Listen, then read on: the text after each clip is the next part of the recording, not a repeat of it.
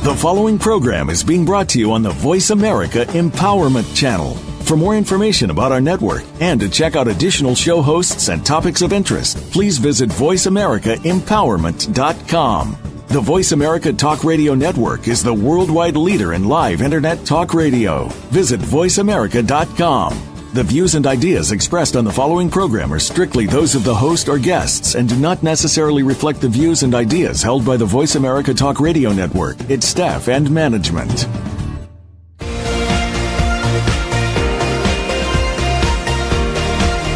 Welcome to Living Well with Ann Beal. Our show is a health show, a lifestyle show, and an empowerment show rolled into one. Get ready to hear some stories of success, healthy living tips, and suggestions to get motivated and live your best life. Now, here is your host, Ann Beal. Hi, this is Ann Beal. Welcome to the show. Thank you so much for being here. I have a wonderful guest today, and I'm very excited. I have Phil Villapiano. He's a former pro linebacker who played 13 seasons in the NFL. And he also played in 4 Pro Bowls and was a member of the Oakland Raiders Super Bowl 11 winning team, one of the fastest linebackers of his era. And Phil specialized in making big plays, none bigger than his momentum-changing goal line tackle against the Minnesota Vikings in Super Bowl 11. Phil, welcome to the show today. Hey, thank you, Ann. It's nice to be here. It's nice to be, thinking about being a fast linebacker now that I can't run at all. So it sounded very good to me. Yeah. Well, I know it's been tough for you to be on the show today. I just thank you so much for trying to make it so that you can fit me in the middle of such a crazy schedule you have today. Yeah, well, it's a little nutty, and it's just my normal lifestyle. And I love to talk football, and meeting you down there at the show, it was very nice. And hey, let's talk some football. I'm ready for you. Well, golly, I contacted a lot of my friends to ask them lots of things they would want to ask you. And right. So many people had really good questions. But first, tell me how you ended up on the Raiders team. Oh, well, that's a good one. And, it's nuts, but you're back in, especially in my day, the draft was, well, there was no communications like there is nowadays. I think almost everybody knows where they're going to go. The teams have been in touch. Back in my day, you would get a letter from the Dallas Cowboys, and they'd say, hey, we really like the way you play. Or you get a letter from, the New York Giants, hey, we like the way you play. And then you on draft day, sit there and hold your breath. So I was in the Senior Bowl game, which was down in Mobile, Alabama, and I had a really good game. I made a lot of tackles. And after the game, this fella came up to me and shook my hand and said, hi, I'm Al Davis, and great game. And that was all I ever heard from the Raiders. And lo and behold, the Raiders picked me. So I was very happy when they did. I remember the Raiders were playing on Thanksgiving that year. They played the Detroit Lions, and they beat the Lions up pretty good. And I said, wow, I'd really maybe like to be on that team. So anyway, there it was. I didn't realize it, but I got drafted by them, and it was just a wonderful thing. And God, it fit my type of play.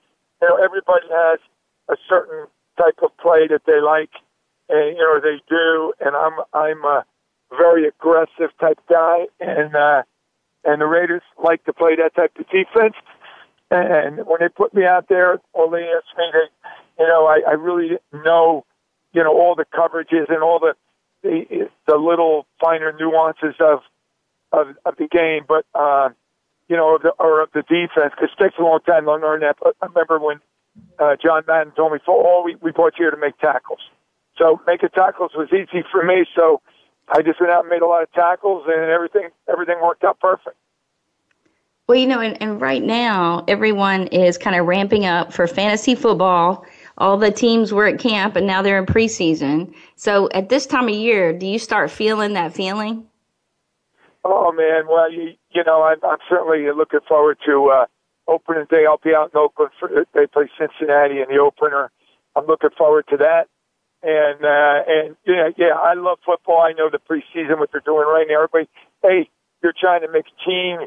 You're trying to show the coaches you can do a great job. It's all, it's everybody's all pins and needles right now, which is kind of a fun part of football. And then as you get closer to that final preseason game, it all starts coming together. And God, if you make the team, it's just an unbelievable, it's an unbelievable experience that's going to happen in your life. And I just loved being in the NFL, being a part of it. Looking back now that I don't have to get beat up anymore, it was a beautiful thing. But back when you're playing, it's probably not as much fun as it is when you're retired and you can brag about it and through your glory days, Yeah, you seem to be having a lot of fun now, I must say. Well, yeah, the NFL kind of set me up. If you're smart, I was lucky enough to play 13 seasons, which is a lot of work and a long time. And the good news about that is you played 13 seasons, you made some money, and made a name for yourself. But the bad thing is everybody else got out of college 13 years earlier than you did. So they're all, all my buddies had already started their jobs. They were all, a lot of guys were in their second, maybe their second job, and everything was, going wonderful for them. And here I am, this kid started as a rookie at 36 years old. So rookie sales guy turned out to be wonderful because, I loved, I had some advantages because, naturally a lot of people knew my name. And then you get some disadvantages because you're starting out awful late. But, now I'm a sales guy. I run around the country. I see friends everywhere. I just love what I'm doing. And yeah, my life is pretty good. Well, you are an aggressive salesperson. I know it sounds like that for a fact. It goes right along with your aggressive playing for the Raiders. You made comments about your job was to that every day to show up and tackle and bring them down. You had some pretty hilarious statements. I wish I could think of one about what you did and what your job was every day. And you're known for your quotes about football. So many people asked questions about being on the team with John Madden. What was that like, and how tough was he as a coach? Well, John was he's a great coach. And, I just try to tell people that you see John Madden doing his TV shows, and being in the announcer that he was. John was just a great guy, a fun guy to be around. And, the beautiful thing about John, he understood that, we're all pros. We don't need a whole bunch of rules and regulations because we're football players, and football players are a special kind of breed.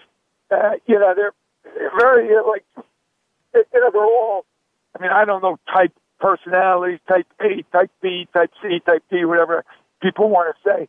But I'm telling you, football players are a lot of fun people, very aggressive people. They want to win type people. And John Madden would take that good part of us and focus that on winning games. And that's what we were getting paid to do. And we didn't have to dress up. We didn't have to, pretty much didn't have to be in on time. All we had to do was, come to practice on time, work hard, and win football games. And if you did that, you could have a great career with Oakland, with John, and with Al Davis, because Al and John worked together beautifully. And that to me was that was the combination. Yeah, one Al Davis worrying about every little thing.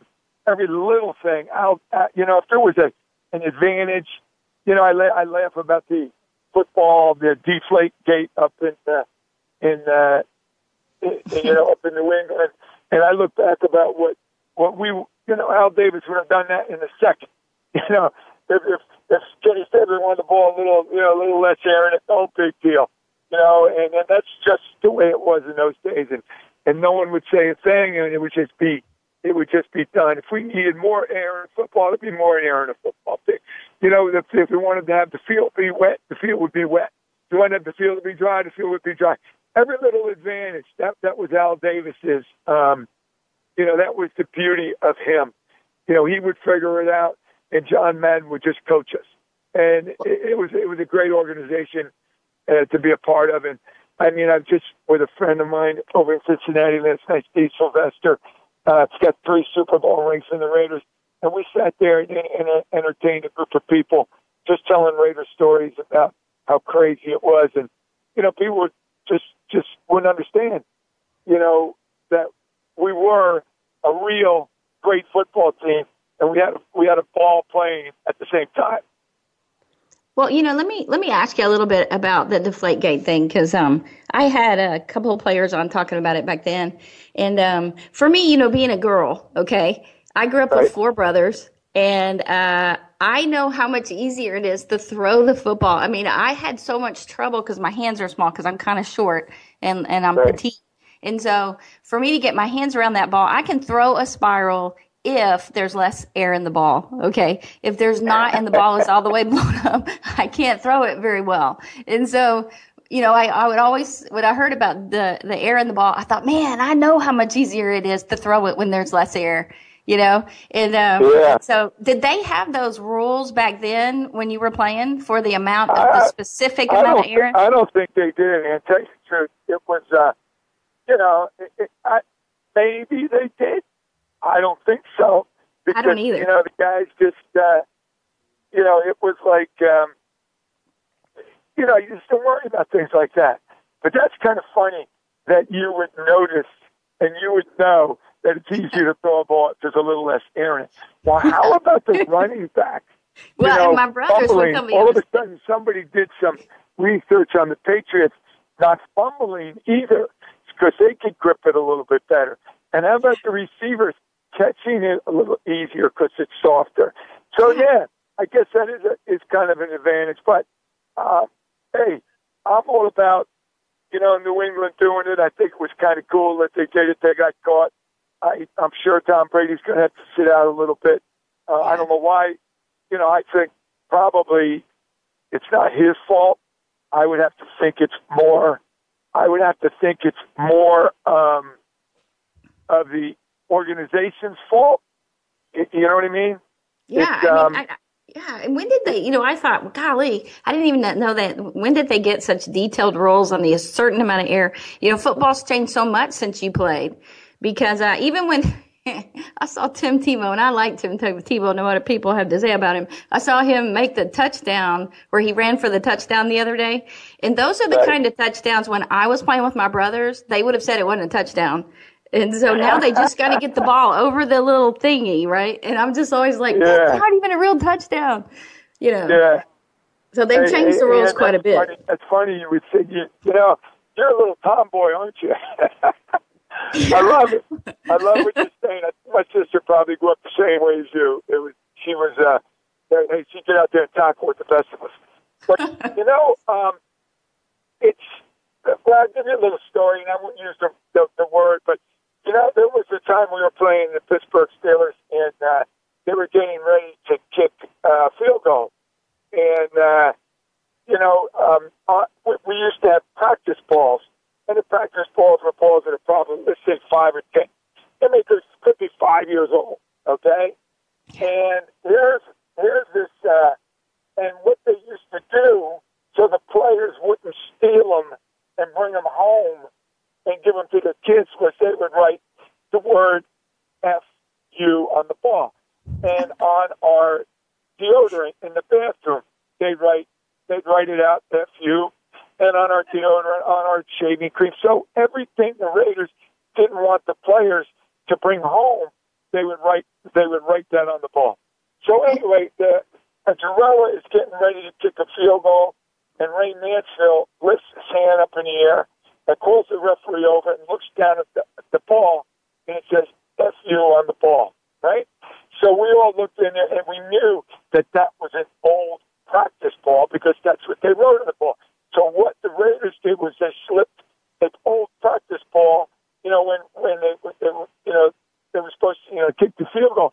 Somehow or another, the real football that was harder came out of the game, and the soft one went in. Now, I think throwing a soft football is easier, but when you're kicking a dead, deflated football, it ain't going anywhere. So Ray Mansfield raises his hand. They stopped the game. They threw the ball out of the game, but nobody said a word about it. But we were on defense. We were just cracking up knowing that the old Raiders tried to slip a deflated football into the game. So, back in those days, who knows if there, who knew? I mean, I don't know if there was rules or not, but that's kind of fun. You know what I mean? To think back that we tried to pull that off. And yeah, it definitely made me feel better when I heard that even Tom Brady did that. I was like, yeah, he's like me. So it's funny, things like that could happen. But, hey, yeah. So the rules, hey, there was rules, believe me. And remember the old Immaculate Reception game where the ball bounced off Frenchie's folk line into Franklin Harris's hands. That was illegal. But that was. What are you going to do? There was no replays in those days, and the game went on. So, hey, sometimes you won, sometimes you lost, and it's just the way it is. Well, you know what? Do you mind if we talk about that a little bit? Because, go ahead. The ref, he made it sound like later that he was concerned about his life, that if he called the play, which means it wasn't really a touchdown, and it was dead back quite a ways, that he was afraid the crowd would riot, right? Well, it was kind of looking like that, and I don't know how riots start, but if there was a making of a riot, it was happening at that moment because the people were coming out of the stands. A lot of these people have been drinking a lot. Here we were standing out in the field. There's 40 Raiders dressed in their uniforms, and you got 40 Steelers out there. We just got done battling each other, and now there's 10,000 people around us. It was getting ugly, but I mean, I don't know. Maybe somebody might have done something stupid, and a riot could have started. But hey, I don't know if the refs were considering it, but there's been a lot of rumors they were. But believe me, Pittsburgh is not a friendly place to play if you're a visitor, and probably if you're an NFL ref, and all of a sudden you would have called that a no touchdown, and they lost. There could have been, maybe the refs would have had a problem. I don't know about the Raiders or the Steelers, but the refs might have been in trouble.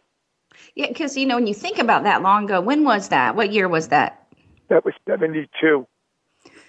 And that was the playoff game? Yeah, that was the playoff game, right? So if you guys had won that game, what would happen next? Would you have gone to the Super Bowl, or would you just gone to the final? We would have gone on to Miami and played the Miami Dolphins. That was their undefeated season. So we would have gone on down there and played them for the AFC Championship game. Yeah, so it was a really big deal. And I think that, everything happened so fast. I mean, it was the craziest, weirdest play. And, I had to replay it quite a few times. My husband knew it. He knew all about it. He just kept talking about it. And I kept, wait. And then I saw that. I went, wait, no, that wasn't a touchdown. He goes, very good.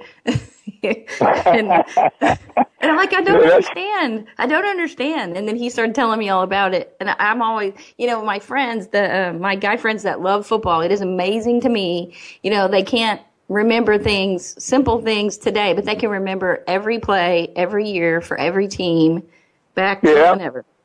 Well, that's what football is all about. And, and I remember telling people, and nobody would believe when I would say this, but I could remember every play of every season, everything.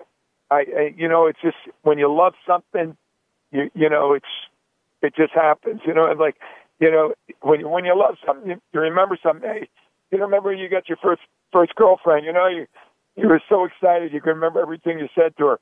Well, football was that way to me and to a lot of people. Al Davis was one.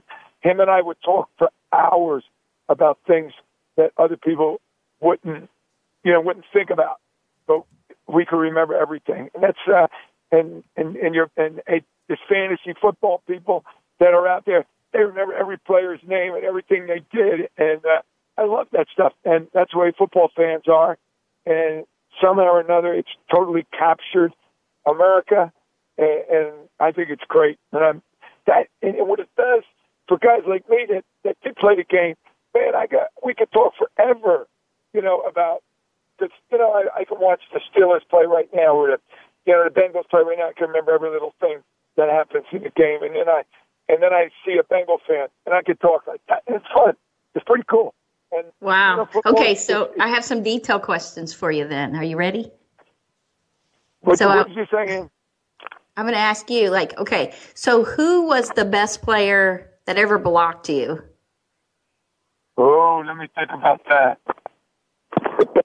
That ever blocked me. I would have to say a guy like Russ Francis from the Patriots.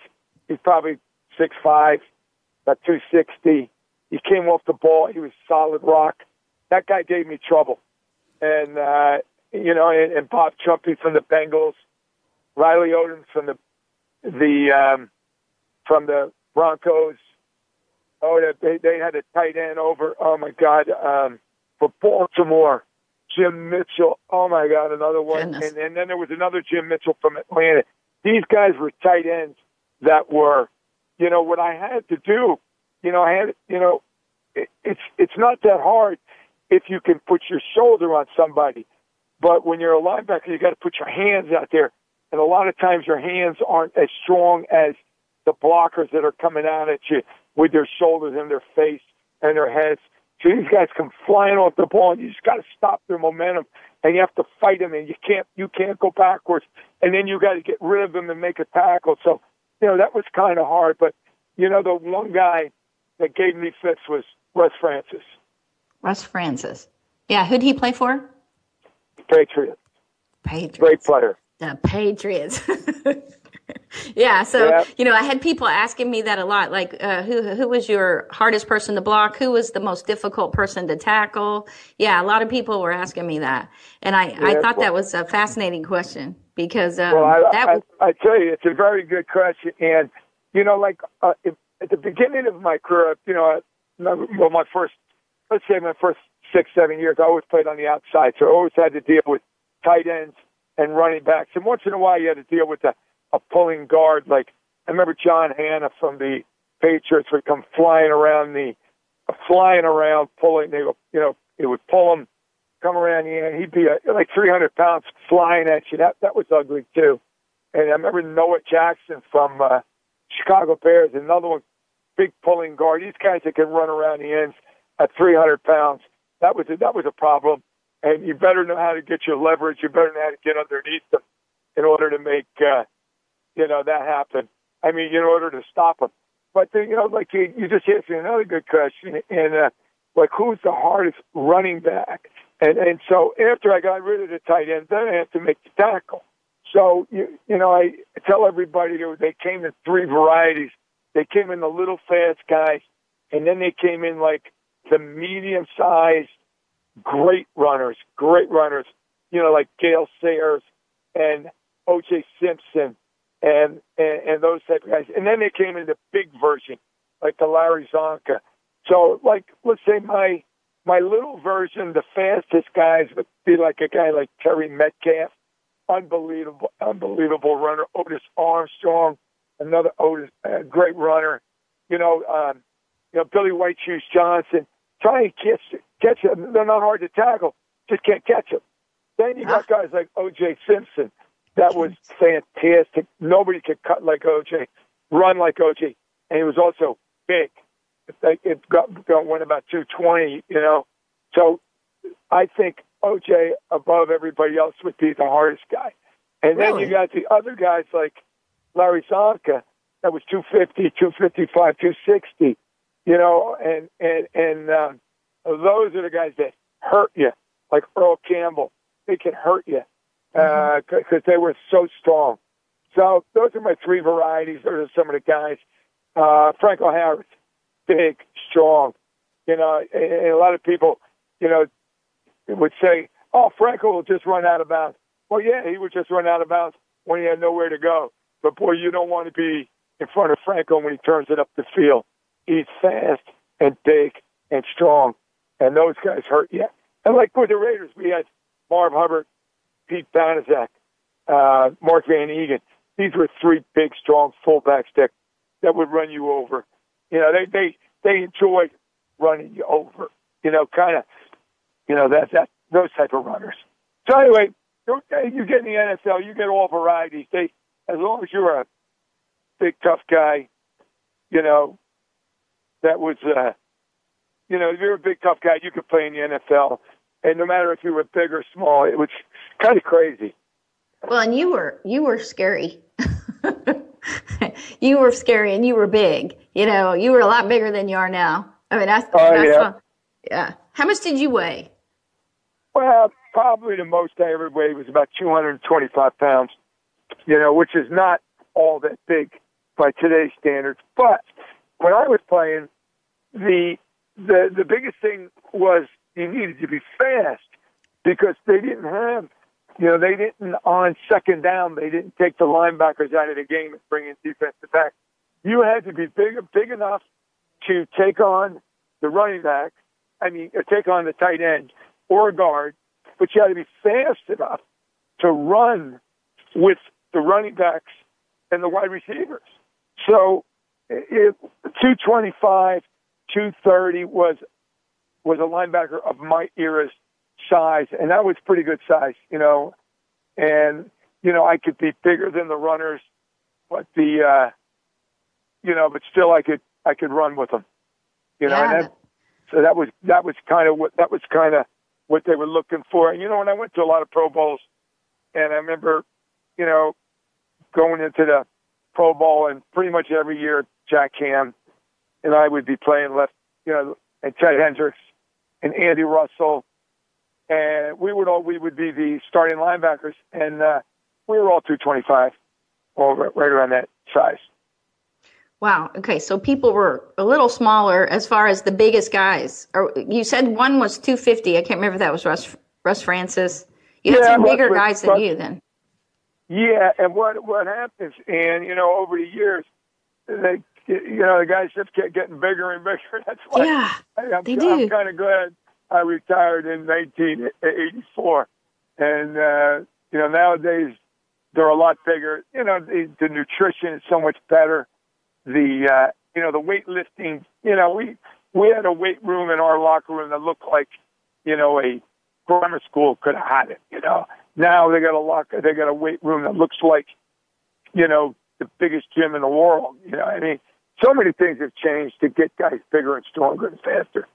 And well, it kind of makes you wonder, how big can they get? You know, how big can they get to? Because you know the technology is just going to keep growing and growing. Nutrition's going to get better and better, and so I do kind of wonder. Yeah, you wonder how big they're going to get, but. You know, there's kind of a limit to, I think, you know, even though there seems to be remember when that guy Mao came over from China to play basketball? Yeah. He was like 7'4". I mean, there's going to be some freaks out there, but, you know, I got a son right now that's playing football, and he's a quarterback at Brown University and a good player. And one of my biggest things to him is, you know, he's like 6'2", 215, which is, he plays quarterback, so a good size. And I say, Michael, look, all you got to do is have the mentality. And if you have the right mentality to be a great player, it don't matter what size you are. You know, in football, you got to, you know, to be a great player, you got to be smart, and you got to be fast, and you got to be, you know, and you got to want to hit. If you're not smart, you can't play. If you're not fast, you can't play. And if you don't want to hit, you can't play. So I tell my son that, don't worry about the size. And we used to have, you know, I used to have a giant guy would come on me. But no matter what, there would be a flaw in his game. Whether he couldn't get as low as I could get, that's a flaw, because you know, the leverage, you get underneath somebody. And maybe I'm quicker than him, so I could beat him. Maybe, you know, I don't think I ever came across anybody that could do everything better than me. If somebody can do everything better than me, then that guy's going to win. But usually, if you're really, really, you know what you're doing, and you know how to do it, you can do it like a pro. You can neutralize the greatest talents. So when you're playing at that level, you don't even think. I never even thought how big a guy was. You know, you just play him. Whatever guy comes at you, you handle him. And sometimes you have to handle them, you know, with your forearm. Sometimes you handle them with your hands. Sometimes you handle them with your shoulder. Sometimes you handle them by getting low. Sometimes you handle them by quickness. You just handle them. So every NFL guy, somebody knows that. You don't ever see anybody going into a game being afraid of somebody because they're so tall. I mean, I remember when the Chiefs brought in this guy named Morris Stroud, 6'10" tight end. Well, he was 6'10", but he couldn't bend down. So, I mean, it was easy, you know? And then you get a guy like 5'10", they cut underneath you and could punch you in the stomach. That would be a tough guy, you know? So everything equals out. Well, and I think that is a great thing for people to understand in life and in business. I know you've been very successful in business. And I would say that skill right there is probably one of the main things that's made you so successful, and that attitude. Well, thank you, Ann. And that's kind of, how I am and how I was just raised. I got to be this way. I remember when I was a little kid and I played basketball, and my father was the athletic director at this big high school called Asbury Park in New Jersey.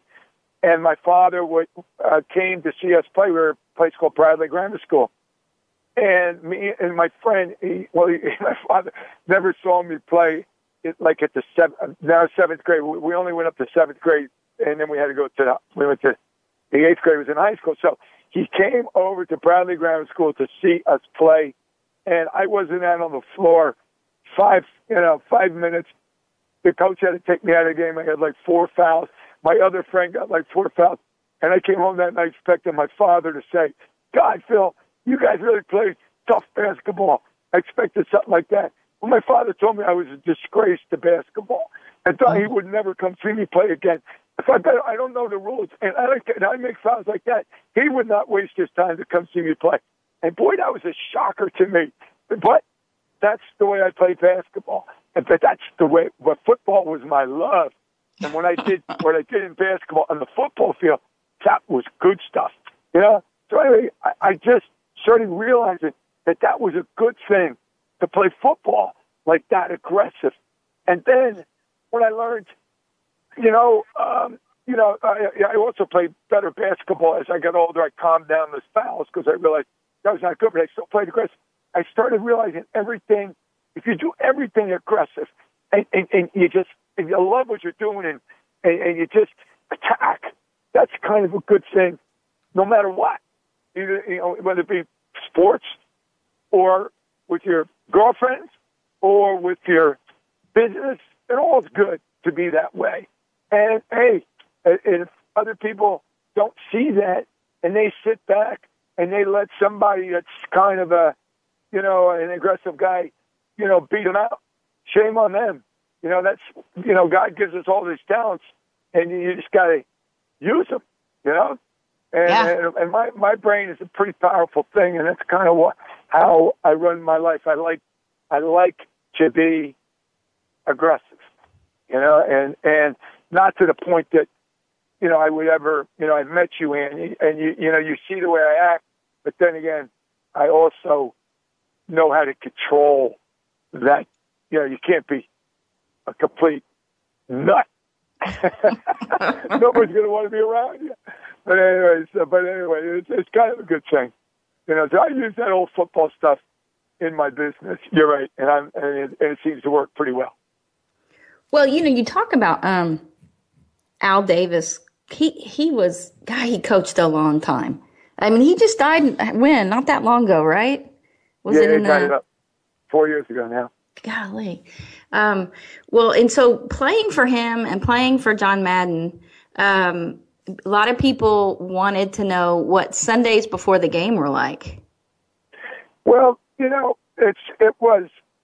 You see, you got to remember we were winners, and we were winners because of the way Al Davis drafted the guys, put very good football players together, and John Madden coached as like professionals. And I like to use the word professionals because there was no big pregame speeches, and was no, you go out and do your job, and you take care of your job, meaning I'm the left outside linebacker. Nobody's getting around my end. Nobody's catching a pass around my end. Nobody's blocking me around my end. That's off limits to an offense. If I do that, and next to me, John Matuszak, 6'10", 310 pounds. If nobody blocks John Matuszak, and he rushes the passer, and he totally disrupts their backfield, then we got something good. And right next to him was Otis Sistrunk, playing right over the center. And Otis Sistrunk, if nobody could block him, and he rushes the passer, and he makes every tackle in there. So you know what I'm trying to get at? And everybody does their job. You're going to win. So John Madden people would probably have thought that he would have done these great pregame motivational, speeches, but you're saying he didn't do that. You wouldn't hear from John at all. He would get up in front of the team and say, "Okay, gather up," and everybody gather up, take a knee, and you take a knee, and it gives you about 30 seconds, about a minute maybe to say a prayer, talk to God a little bit. And then you look up and say, "Let's go kick some ass." That'd be it. And, wow, that's awesome. And that would be it. Matter of fact, I'll never forget the Super Bowl. I'm looking for a pep talk. I loved a coach to tell me that somebody wants to beat my butt or I can't do something. I love that kind of stuff, okay? Well, John Madden gets up in front of the whole team, says, take a knee. And we all did our little prayer. And then he looked at everybody and he said, "This will be the biggest single event in any of your lives as long as you win. Let's go." That was it. And we went that's a very powerful statement. But also, he knew you guys didn't need that. You were already so pumped up, right? Well, you're absolutely right. I'm sure if John thought we needed anything more than that, he would have definitely said more than that. But, no, John just said what he needed. Now, when you're on the field and you miss a tackle and John comes over and gives you that mad look, you got a problem. Because John wanted perfection. Al Davis wanted perfection. And we pretty much gave him perfection. And that's a beautiful thing. When you can deliver what your coaches want. And if we won the game and it wasn't perfection, you wouldn't hear a word. But if we lost, which didn't happen often, but if we lost and you didn't play, you didn't have perfection, you would certainly hear about it because that was the Raiders' way. They wanted. Al Davis is one of his greatest things besides just win, baby, was commitment to excellence. And we worked hard at being excellent. Well, and I would think that after the game in Pittsburgh with the Immaculate Reception, which people might not know exactly what happened, can you quickly detail that so they can hear it while we even talk about it? Oh yeah, well that's probably the biggest play in the anybody that ever goes over the plays of the NFL, the biggest play in history of the NFL. It changed a complete city. It changed a complete franchise around when they beat the Steelers beat the Raiders that day. And what happened? It was we'll back it up to Darryl LaMonica was playing quarterback, and deep into the fourth quarter.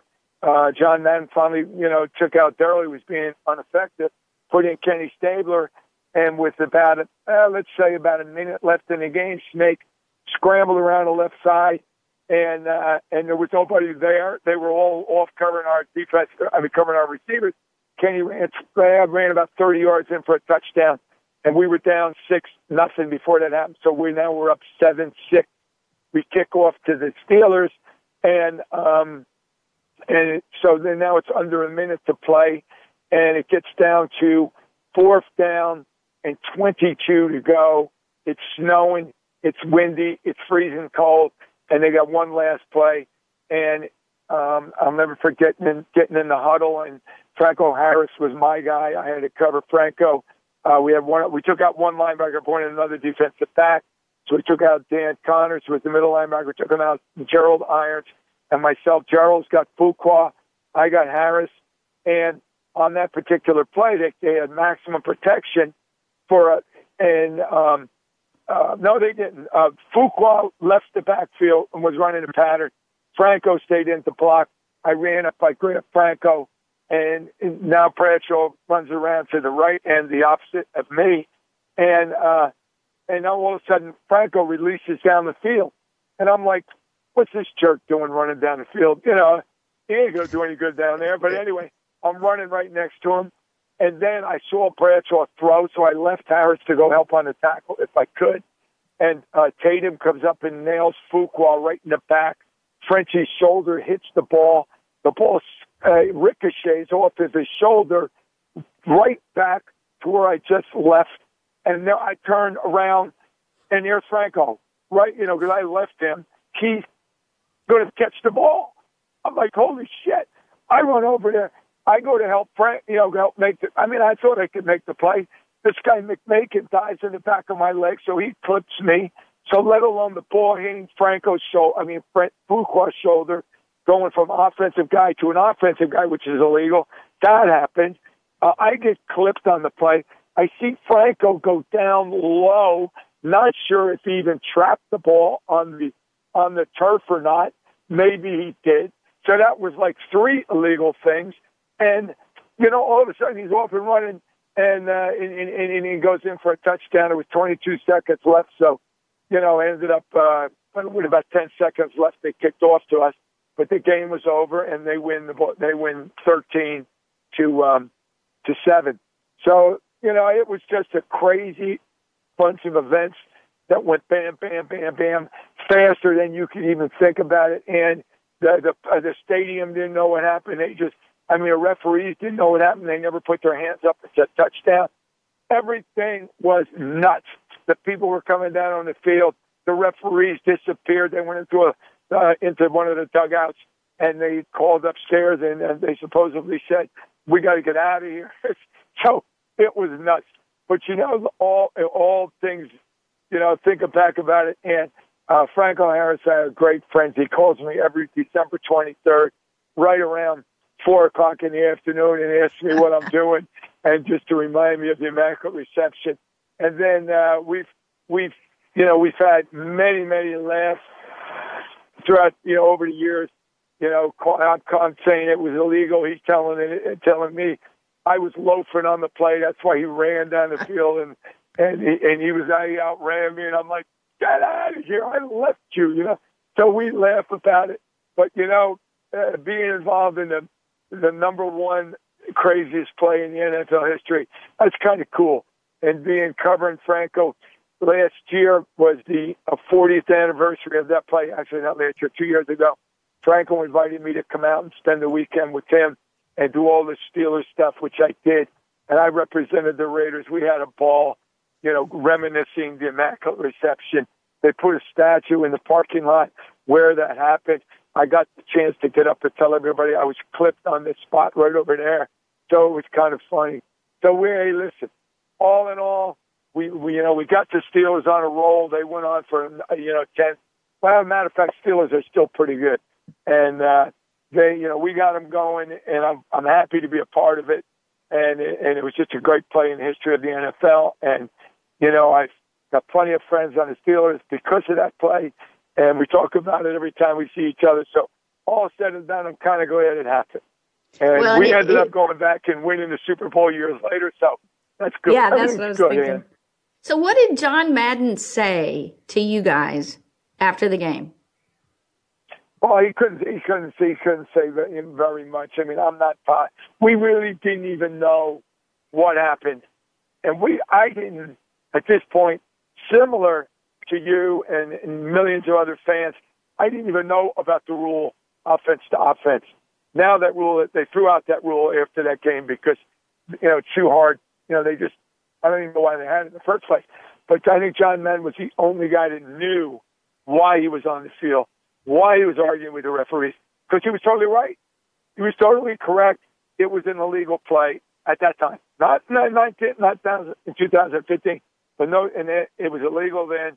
So John had every right to be out there on the field, but nobody really knew. And what he said after the game was probably, guys, we got screwed. But what are you going to do? Game is over. Well, and, I think that so many people watching don't always know the rules. I mean, it takes, you really have to know football to know all the details of the rules. And I try, and at my best, Yep. I still don't always know. So I think Yeah, what's so. I mean, all the rules are crazy. And that's why, I mean, nowadays, they go up to the booth and you have a referee watching the referees, so there's a lot of rules in the game of football. And, Ian, I think that's why football is so good, because you can get very, very, very, very technical, and you can know all the rules and love the game, or you can just know what a first down is and watch the guys move the ball down the field and love the game. I think that's one of the beauties of football. I do too. For me, like even just like in ninth grade, started loving it. I knew so little about it, yet I always had so much fun. Well, and I know that you have somewhere to be, so I don't want to keep you too much longer. But I just want you to tell us, for you, based on everything that's happened in your life so far, I know now you're the vice president of would you say it's a software company, or what kind of company? A logistics company, right? Yeah, we're a logistics company. And we're a pretty big logistics company. We're called Odyssey Logistics and Technology. So I'm technically in, and even though I sold ocean freight for 30-something years before I came to Odyssey. I love to sell ocean. I love, fly around the world and all that good stuff. But my job now, believe it or not, and my children laugh at me. I say, guys, I'm in technology. And they laugh at me because I have my sons and my daughters do everything for me. But now, hey, I'm getting pretty good at it. So I'm enjoying it. I'm enjoying it. So we are the technology end of transportation. So if you're a company and you're moving freight and you have yet to get into the 2015s where every technology is taking over every business, transportation, I think, is one of the last businesses where really technology is being deployed right now, and we've got a real good technology for shippers, and so that's what I'm doing. I'm sitting in a parking lot right now, a place called Malt Products over in Dayton, Ohio, and they're probably going to end up using our technology to run their transportation. So it's kind of a cool thing. It's a good way for me. I got a few more years to go. I got to pay for Brown University, so give me a few more years, and it's a good way for me to go out. And it's fun, it's new, and, and I like what I do. Well, and if we can just say thank you so much for being here. I appreciate you being on the show. I want to say congratulations for your son, Michael, being on the Cleveland Browns. What position? He's playing quarterback, right? No, hold on. He's at Brown University. He's in college. Brown University. So, hold on. Hey, I would love for Michael to be on the Cleveland Browns. He's got 2 more years to go, and I think he's a pretty good player. So let's see. Maybe 2 years from now we'll talk, and you'll say, "Hey, Phil, how about that? I was the first one to predict your son was going to the Browns." Who knows? That would be great. I hope that happens. That would be awesome. Yeah, wouldn't that be cool? So anyway, yeah. So I will be praying for him, and I just say congratulations to you. You have 5 children, is that right, or 4 children? No, I got 3. I got 3. I got a daughter who's 36, Andrea, and I got 2 grandkids with Andrea. I got a son, Philip, who's getting married in this next summer, and he's 34, and then we got Michael, who's 22. So we got wonderful. 3. Yeah, that's wonderful. That is living well, having a great family, having grandkids, having a wonderful job, because you're still going and loving it. And people can really learn from that. And I know you started doing that work, some of that logistic work, even when you were playing for the Raiders. Yeah, right? I did. I did 5 off seasons back, when I played. Like they pay these guys to be on the payroll all year. Back when we played, after your last game, they would shut the locker room, and they didn't open the locker room up again until like July. And so we all knew we needed another job to go along with football. So we won the Super Bowl in '76. Go to Las Vegas for a big party, play golf with a guy, and my father used to tell me, "Philip, this could end on any one play, so you better, always, be nice to people and find out what they're doing. You never know. Maybe somebody has a job for you." So I get done, playing golf with this guy for a couple of days, and he says, "Let's go have a beer." So we had a beer, and he said, "What do you do in the off season? I think you'd be a good sales guy." So anyway, I said, "Well, what are you guys?" He says, "I have ships." And that was 1978, so I've been doing logistics since 78, and mostly ocean, and like domestic, and some truck. So I've been doing a lot of it, and I still enjoy it. And I think it's a great career for anybody. And now these schools like University of Tennessee and Penn State and all these big schools have got these logistics degrees, and I think any kid that's in it, it's a fun, exciting, and it almost makes you feel good because every time you move something, it's kind of like you go out and rake the leaves. You feel good about yourself when you move product. So I kind of enjoy it, and and you get a lot of rewards in it, and it's been a very good career for me. Well, I wish you the best on this meeting, and have a great, great week, and just thank you so much. Well, thank you, Aunt. I'm so glad we did this, and perfect timing for me. I got a 10 o'clock meeting. It's 9:51. I'm going to go in, and I'm going to go sell this guy. And he doesn't know what's coming at him. That's right. Win, baby, win. Right? I am fired up to go in here and sell my friend, my new best friend, Bill, even though he has no clue who I am. I'm going after him. He'll love you. See you later, Ann. Take care. You're welcome. Take care. Live well. Bye, guys. Thanks for listening. Bye-bye.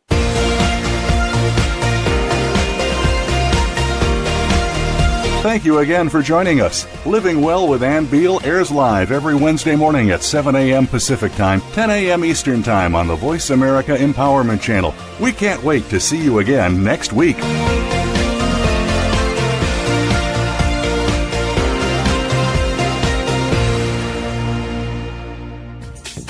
Thanks again for listening to the preceding program, brought to you on the Voice America Empowerment Channel. For more information about our network and to check out additional show hosts and topics of interest, please visit voiceamericaempowerment.com. The Voice America Talk Radio Network is the worldwide leader in live Internet talk radio. Visit voiceamerica.com. The views and ideas expressed on the preceding program are strictly those of the host or guests and do not necessarily reflect the views and ideas held by the Voice America Talk Radio Network, its staff, and management.